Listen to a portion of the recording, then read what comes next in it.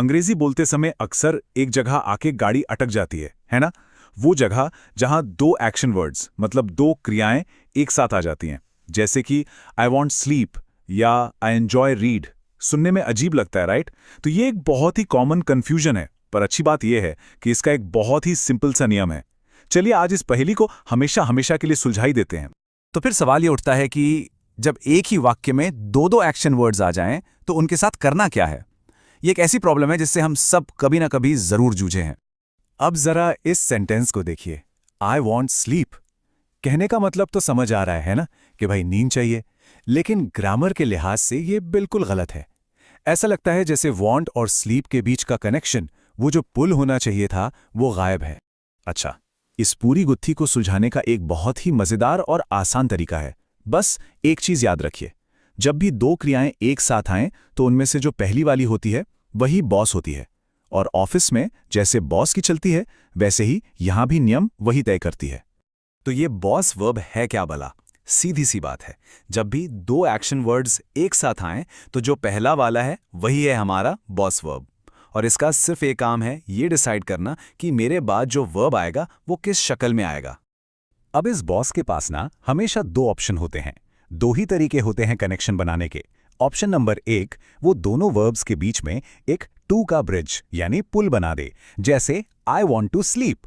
या फिर option number 2, वो दूसरे वर्ब के आखिर में एक आईएनजी की पूंछ लगा दे, जैसे आई एंजॉय स्लीपिंग। और मजे की बात यह है कि ये चॉइस पूरी तरह से बॉस के मूड पर, उसके नेचर पर डिपेंड करती है। अच्छा, चीजों को और भी आसान बनाने के लिए हम इन सभी बॉस वर्ब्स को दो टीमों में बांट देते हैं। एक है टीम 2 और दूसरी है टीम आईएनजी। हर बॉस अपनी एक टीम का पक्का वाला मेंबर होता है और अपनी टीम के रूल्स को बहुत ही सख्ती से फॉलो करता है। तो ये देखें, ये हैं हमारी दोनों टीमें। टीम 2 के कुछ फेमस बॉस हैं वांट, डिसाइड, प्रॉमिस। दूसरी तरफ टीम आईएनजी के स्टार खिलाड़ी हैं एंजॉय, फिनिश, सजेस्ट। बस हमारा काम इतना है कि हमें पहचानना है कि कौन सा बॉस किस टीम में खेलता है। चलिए टीम 2 का एक मैच देखते हैं।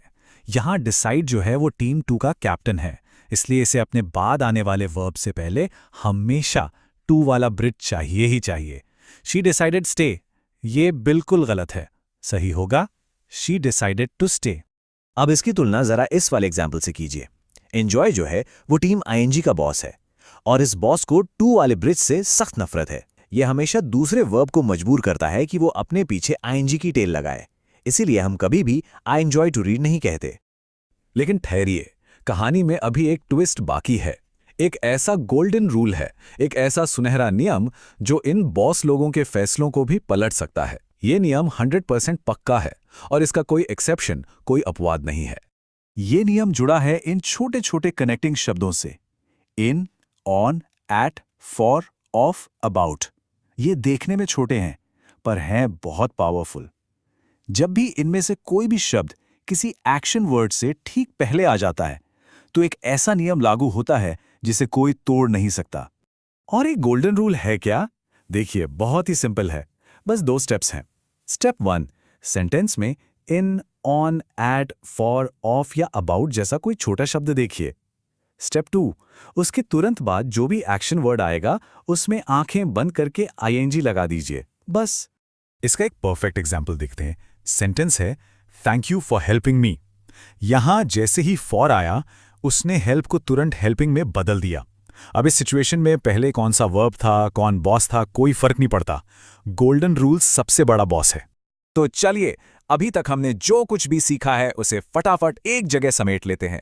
ये समझ लीजिए कि ये इस ग्रामर रूल पर मास्टरी हासिल करने की आपकी फाइनल क्विक गाइड है। इसे बस ध्यान में रखिए और फिर कोई गलती नहीं होगी।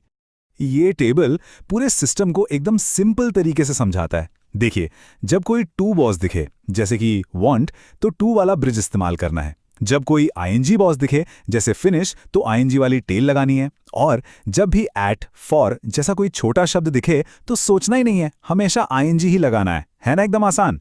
तो लीजिए, अब 2 वर्ब्स का ये आसान सा नियम आपकी मुट्ठी में है। अब जब ये सीक्रेट पता चल ही गया है तो जरा सोचिए, आज आप कौन सा बॉस वर्ब इस्तेमाल करने वाले हैं। अगली बार जब भी इंग्लिश में बात हो तो इस नियम को आजमाना मत भूलिएगा। दखन का लय धन्यवद स्लोविंगो का सत सखन जर रख।